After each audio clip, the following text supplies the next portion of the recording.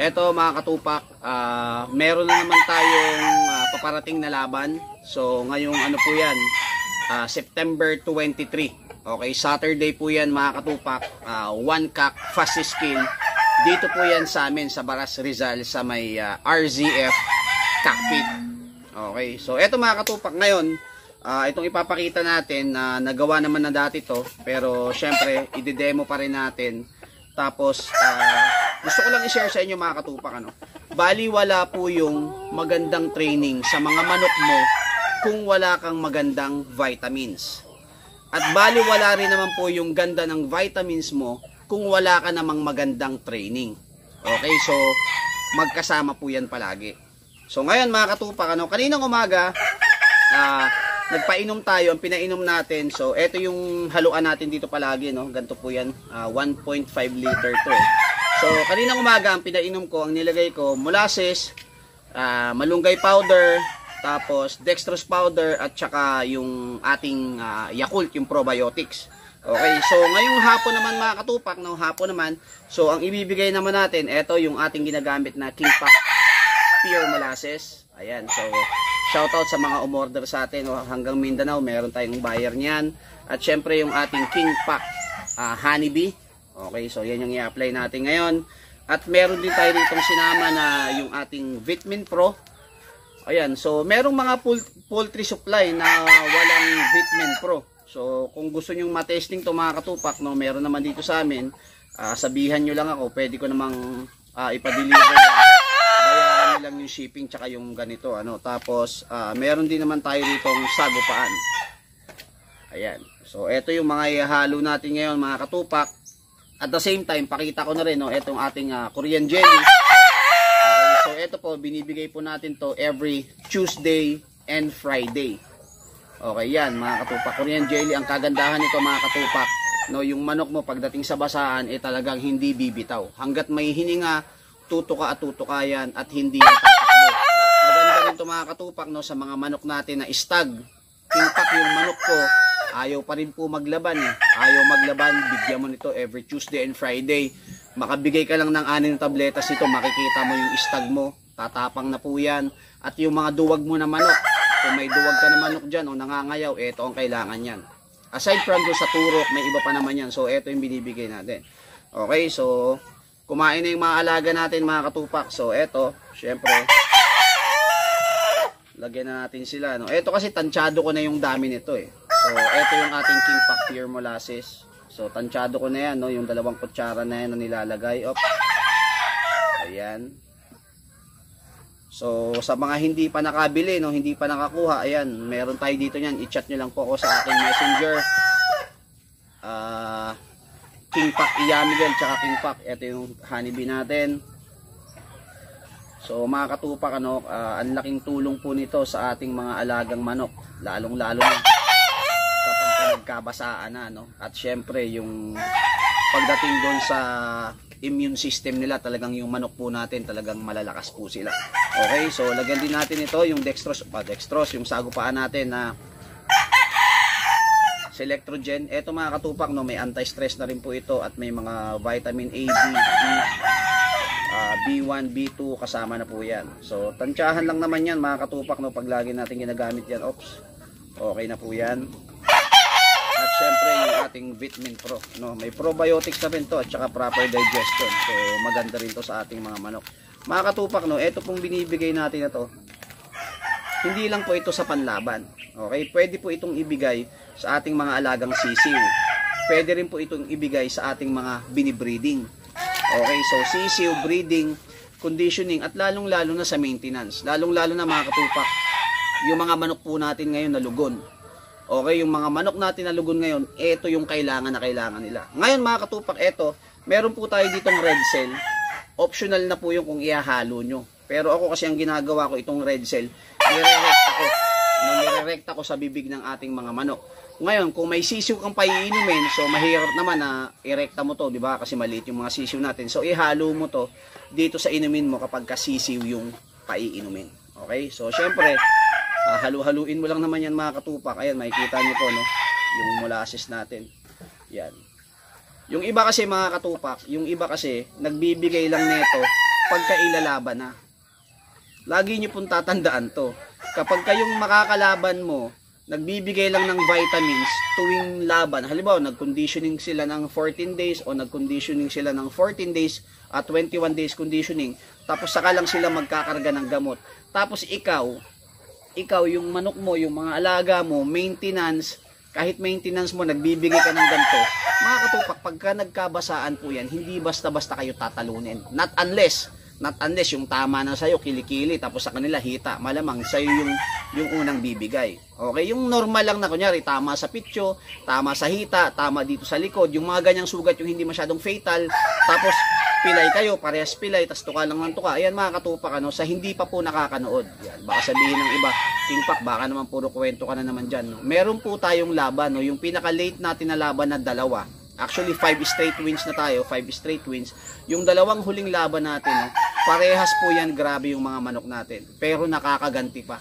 Yung si Uba natin, more than 8 minutes, basaan po yun. Yung manok natin na dugong line, mga katupak, pag tama pa lang, balakang kagad yung manok natin, pilay, tuwid yung dalawang paa. Okay? Butin lang yung manok po natin, matibay, 8 months old, nung nakakapit siya, kumiskis, talagang ginawa niya lahat, Dahil nga, yun na yun. Yung training na ibinigay mo sa kanya, yung vitamins na ibinigay mo, eto, tumitibay po yung mga manok natin. Lalong-lalo na yung mga immune system, Yung mga sakit-sakit po nila, yung mga tama nila, hindi nila basta-basta iniinda yan. Dahil nga po, eto, yung mga ibinigay natin na suplemento, nagagamit na po nila yan pagdating na ng araw ng laban. Halimbawa mga katupak, lalong-lalo na nagbitaw ka sa madaling araw. So ito, kailangan to ng mga manok mo para hindi sila stress, lalo na mainit. Ayan. So ngayon po, maaraw na uli dito sa atin sa Baras, dito. Ayaw ko lang sa ibang lugar, pero maaraw na po dito sa atin. Kailangan ito. Bakit? Stress na naman sila kasi itong mga previous na nakaraan, ulan ng ulan, 'di ba? Ulan. Stress din ang manok doon. So ngayon, init naman, init, stress din sila. So ito po, yung molasses po natin, anti-stress po yan. Yung honeybee po natin, anti-stress din yan. At parehas po ito pampalakas ng immune system. At itong selectrogen natin. At ito mga katupak, marami itong mga vitamins na kasama, multivitamins na makukuha ng mga manok natin. Kaya ito, I highly suggest na gamitin natin to, ibigay natin sa ating mga alagang manok. Again, pwede tayong maglagay dyan ng yung Yakult, yung malunggay powder kaninang umaga kasi yun ang binigay natin. So ngayon, hindi na natin inilagay yun. Lalong-lalo na pagka maglalaban ka na, 21 days mga katupak, straight na po yan, yung mga super sign liquid natin. Straight po yan. 14 days yung karga mo, King Pak, 14 days conditioning ako, 7 days. Araw-araw na po yan, yung mga mixture na yan. At makikita nyo po kung gaano kaganda yung performance ng manok. Basta wag po natin kakalimutan, At least, yung iba kasi ayoko King Pak, ayoko magtatlong bitaw sa isang linggo. Sige, at least twice a week. Yung once a week na bitaw, mga katupak, mas maganda yung makakailang bitaw ka. Nakukulit tayo nga, sukulit. So, iba yung manok na naibibitaw natin, na ipapractice natin. So, King Pak, bugbog naman masyado. Hindi po bugbog yun.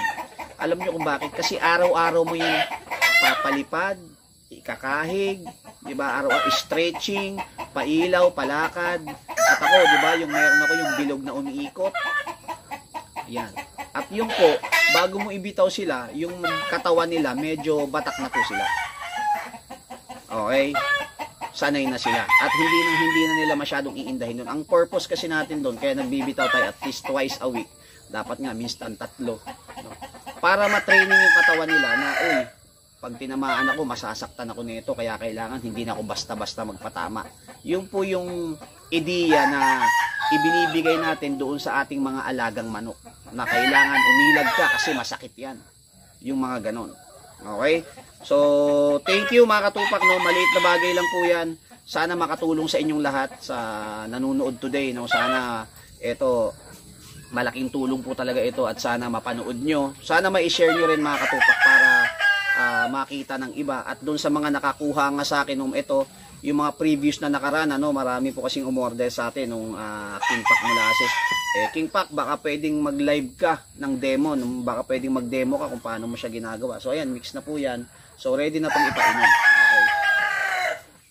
King Pak, baka pwedeng mag-video ka kasi ganito hindi namin mahanap no yung video mo. Meron naman na yan yung video natin, ginawa na natin yan pero hindi daw nila makita. So syempre binigyan natin sila ng chance no na mapanood ulit ito kasi syempre ito i-upload uli natin to. So bago na naman uli. Ayan mga katupak, so medyo pahapon na. Kailangan na nating magpainom ng ating Super Saiyan liquid. So ganyan-ganyan nyo lang, kalugin nyo lang po yan. At pag ito na inom ng manok mo, talagang garantisado. No? Malakas ang manok mo, hindi basta-basta nagkakasakit, matibay sa araw ng basaan. Pag kayong mga stag mo mga katupak, no, mabilis po mag-develop mga muscle niyan, mabilis mag-mature. Yung mga sisiw mo, makikita mo, matatangkad. Dito mga katupak, no, biruin mo, yung 9 days na umulan ng umulan. Although yung sisiw naman natin, may cover naman siya, pero walang nagkasakit. No? Ang namatay lang sa atin, yung talagang 9 days na nandito, walang alisan sa tipi at nakita nyo naman po yung tipi ko. Di ba butas-butas naman talaga, sinadya naman talaga yan. So nababasa pa rin sila, pero 9 days bago may bumigay. Talagang ulan po yun, 24 hours, talagang malakas, di ba? Napakalakas. Eh kung iba-ibang manok yun, baka naambunan lang ng isang mahinang ambon lang, may sipon na. So yun po yun, kaya sila nagtibay dahil dito sa mga vitamins po na ibinibigay natin.